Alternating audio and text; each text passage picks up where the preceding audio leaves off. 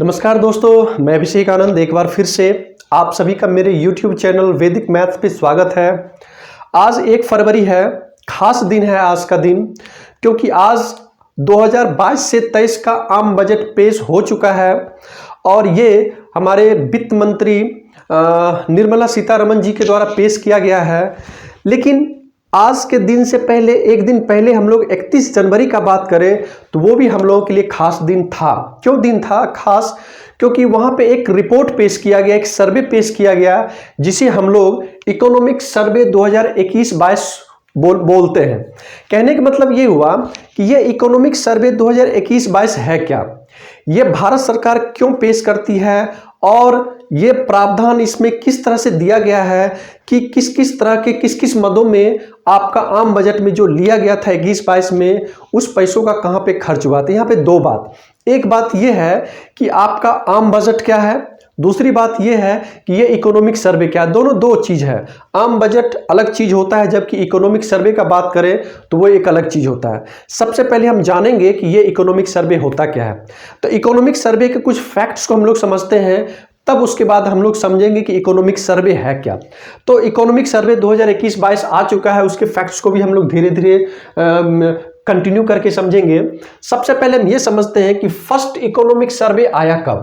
तो 1950 से 51 में फर्स्ट इकोनॉमिक सर्वे लाया गया, जो आम बजट में ही पेश किया गया था। आम बजट के साथ ही इस सर्वे को प्रदर्शित किया गया था भारत सरकार के द्वारा, और यह सिलसिला 1964 तक चला। इसका मतलब ये हुआ कि 1950 से 51 1964 तक आम इकोनॉमिक सर्वे आम बजट में ही उसको दिखाया जाता था, प्रदर्शित किया जाता था, कह सकते हैं उसको पेश किया जाता था। लेकिन चीजें बदली, वहां पे एक अहम फैसला लिया गया कि 1964 के बाद जिस दिन आम बजट पेश होने का होता है, उसके एक दिन पहले, जैसे आज 1 फरवरी को आम बजट पेश हुआ, तो एक दिन पहले 31 जनवरी को एक इकोनॉमिक सर्वे, एक नोटबुक टाइप का 442 पेज का टोटल ये इकोनॉमिक सर्वे आज का ये 2021-22 का है, जो कि पेश किया गया भारत सरकार के द्वारा, सबके समक्ष रखा गया है एक सर्वे, एक रिपोर्ट के माध्यम से। आप लोग भी आप वित्त मंत्रालय फाइनेंस मिनिस्ट्री में जाके इस पीडीएफ को डाउनलोड कर लीजिएगा, क्योंकि ये फैक्ट्स आपके एग्जाम के लिए बहुत ही ज़्यादा इंपॉर्टेंट्स है। 442 पेज का ये टोटल क्या है, तो इकोनॉमिक सर्वे है। यहाँ से आपको बहुत सारे क्वेश्चंस पकड़ा जाएंगे, चाहे एग्जाम आपका स्टेट पीसीएस हो या फिर यूपीएससी लेवल का एग्जाम हो, या फिर कह सकते हैं कि आपका छोटे लेवल जैसे एसएससी सीजीएल लेवल का एग्जाम हो या फिर बैंकिंग लेवल का एग्जाम हो। तो यहाँ पे आप 442 पेज का उस पीडीएफ को डाउनलोड कर लीजिएगा। तो बात करें फर्स्ट इकोनॉमिक सर्वे का 1950-51 में दिया गया, ये चीज बता ही चुके हैं। लेकिन ये एनुअल फाइनेंशियल स्टेटमेंट, ये इसकी चर्चा आर्टिकल 112 में किया गया है। आर्टिकल 112 में एक प्रावधान दिया गया है कि एनुअल फाइनेंशियल स्टेटमेंट, जिसको हम लोग इकोनॉमिक सर्वे बोलते हैं, उसको भारत सरकार सबके समक्ष पेश करेगी, सबके सामने ये रखेगी कि हमने पैसा कहां कहां किस किस मद में किस तरह से खर्च किया। और इस इकोनॉमिक सर्वे को तैयार कौन करता है, तो चीफ इकोनॉमिक एडवाइजर के द्वारा ये इकोनॉमिक्स सर्वे तैयार किया जाता है, क्योंकि ये फाइनेंस मिनिस्ट्री के अंतर्गत ये काम करते हैं। लेकिन फिलहाल ये पोस्ट अभी खाली था चीफ इकोनॉमिक एडवाइजर का।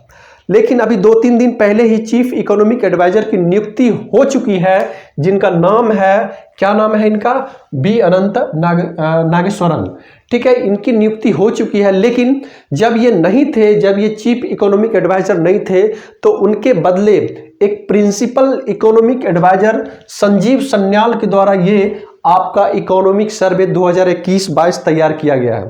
तो यहाँ पे 2 पॉइंट, एक पॉइंट ये आया कि इस बार का जो इकोनॉमिक सर्वे 2021 से 22 का है, कौन तैयार किया है, तो principal economic adviser Sanjeev Sanyal के द्वारा तैयार किया गया है। तो ये भी मिनिस्ट्री ऑफ फाइनेंस के अंतर्गत ही काम करते हैं। अब रही बात ये कि इस इकोनॉमिक सर्वे 2021-22 में जो मेन 3 अहम मुद्दा है वो कौन कौन सा है, तो एक है आपका महंगाई, दूसरा है बेरोजगारी और तीसरा है डिमांड जनरेशन। डिमांड जनरेशन का मतलब ये हुआ कि किसी भी चीज़ों के डिमांड को कैसे बढ़ाया जाए उद्योग जगत में, या फिर किसी भी स्टार्टअप को, नए स्टार्टअप के डिमांड्स को कैसे बढ़ाया जाए। तो ये डिमांड जनरेशन भी अपने आप में एक महत्वपूर्ण पॉइंट है इस इकोनॉमिक सर्वे का। चलिए आगे बढ़ते हैं थोड़ा सा। अब हम लोग ये समझेंगे कि ये इकोनॉमिक सर्वे है क्या, एनुअल फाइनेंशियल स्टेटमेंट। तो सिंपल सी बात है कि महीना के अंत में या साल के अंत में आप पूरे खर्च का विवरण देते हैं, पूरे खर्च पे चर्चा करते हैं, तो उसी को हम लोग क्या बोलते हैं, तो इकोनॉमिक सर्वे बोलते हैं। सिंपल सी बात है, खर्च आपके परिवार का भी होगा, आपके पिताजी भी जितना कमा रहे होंगे, जितना सैलरी होगा, उस सैलरी में वो कितना कितना किस किस जगह पे खर्च किए हैं, या फिर आपके पढ़ाई लिखाई पे हो, आपके कपड़ा पे हो, आपके इंटरटेनमेंट पे हो, आपके घर के राशन पानी पे हो, वो सारे हिसाब किताब वहाँ पे रखते हैं। तो जब खर्च का चर्चा किया जाता है, समय के अंत में खर्च का चर्चा किया जाता है, तो उसी को हम लोग इकोनॉमिक सर्वे बोलते हैं।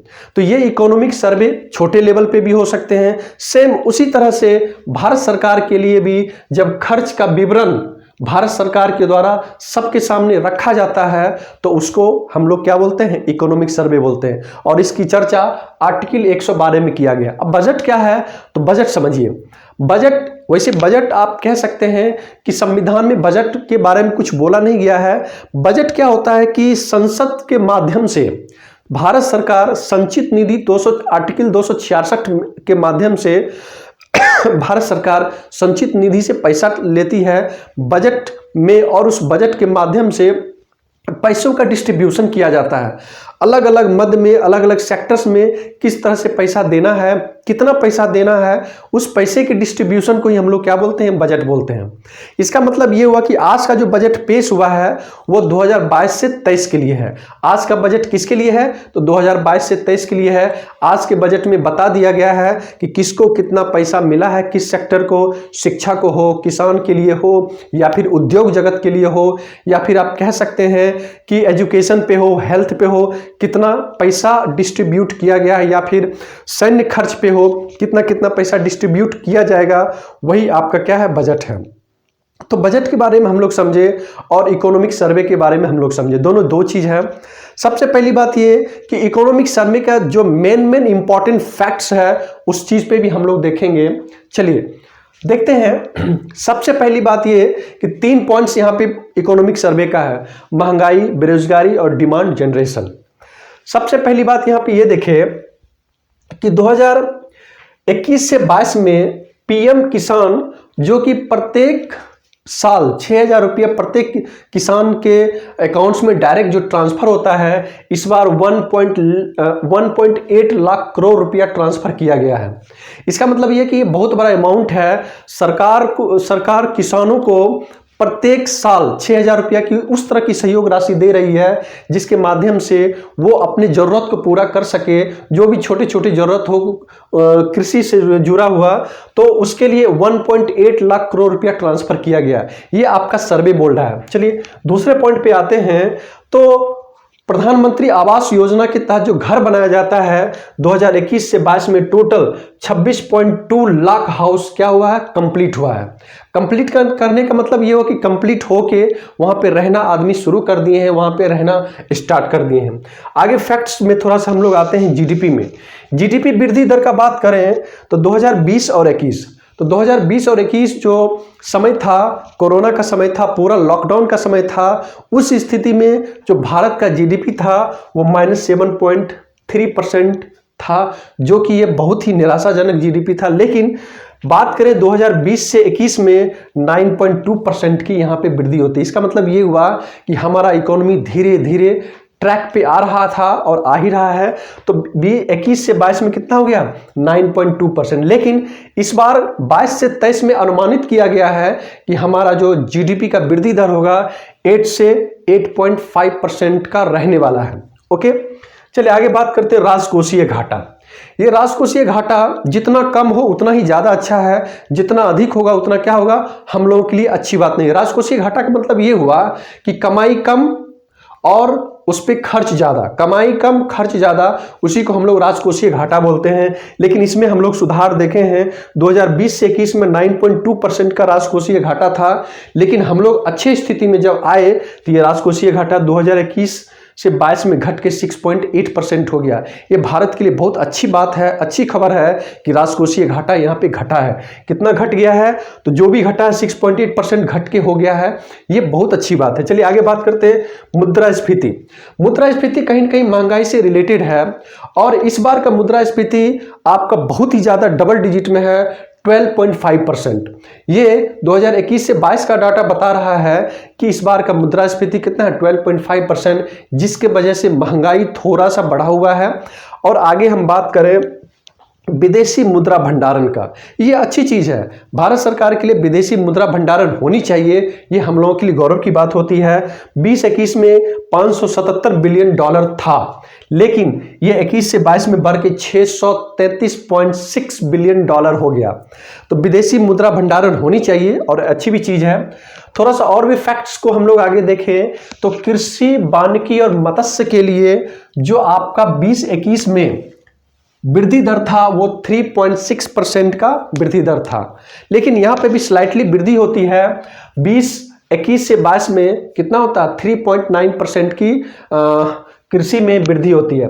अब आते हैं थोड़ा सा इंडस्ट्रियल ग्रोथ रेट, ये बहुत इंपॉर्टेंट सेक्टर होता है। इंडस्ट्रियल ग्रोथ रेट, इंडस्ट्रियल के मामले में देखा जाए तो ये बहुत इंपॉर्टेंट सेक्टर है, क्योंकि यदि बात किया जाए सरकारी नौकरी का तो सरकारी नौकरी मात्र 2% है। बाद बाकी तो प्राइवेट सेक्टर हो या फिर सेमी गवर्नमेंटल सेक्टर हो, वो सब जॉब देने की काम करती है। तो इसमें 2021 में निगेटिव में था, -7% था, लेकिन यहाँ पे 21 से 22 में 11.8% का वृद्धि दर दर्ज किया गया। इसका मतलब ये हुआ कि कोरोना के बाद हम लोगों का जो इकोनॉमी है भारत का, वो बहुत रैपिडली तेजी से कह सकते हैं पटरी पे आया है। तो ये कहीं ना कहीं संतोषजनक बात है कि हमारा इंडस्ट्रियल ग्रोथ रेट जो कि निगेटिव में था वो पॉजिटिव में 11.8% का दर्ज किया गया है। ये इकोनॉमिक सर्वे बता रहा है। सेवा में वृद्धि दर का यदि बात किया जाए तो 2020-21 में यहाँ पे भी -8.4% का वृद्धि था। इसका मतलब ये हो कि यहाँ पे भी निराशाजनक था, क्योंकि वो साल ही गड़बड़ था 2020 और 21, और उस 20-21 में कोरोना महामारी से पूरा वर्ल्ड जूझ रही थी। पूरा वर्ल्ड का जीडीपी जो है अपने अपने देशों का खराब हो चुका था। लेकिन यहाँ पे भी वृद्धि दर्ज की गई है। 21 से 22 में 8.2% का ग्रोथ रेट यहाँ पे देखा गया है। यह इकोनॉमिक सर्वे बता रहा है, यहाँ पे भी 8.2% का ग्रोथ रेट दिखाया गया है। इसका मतलब ही यहाँ भी हम लोग अच्छी स्थिति में है, धीरे धीरे चीजें सुधर रही है, हम लोग का इकोनॉमी धीरे धीरे अच्छे से ग्रो कर रहा है। बात करें शिक्षा पे कि इकोनॉमिक सर्वे के अनुसार शिक्षा पे कितना खर्च किया गया, रुपया में हम लोग देखें तो 6.9 लाख करोड़ रुपया शिक्षा पे खर्च किया गया। यदि इस रुपया को, इतने बड़े अमाउंट को सही तरीके से खर्च किया जाए शिक्षा पे, तो बहुत बड़ी अमाउंट है।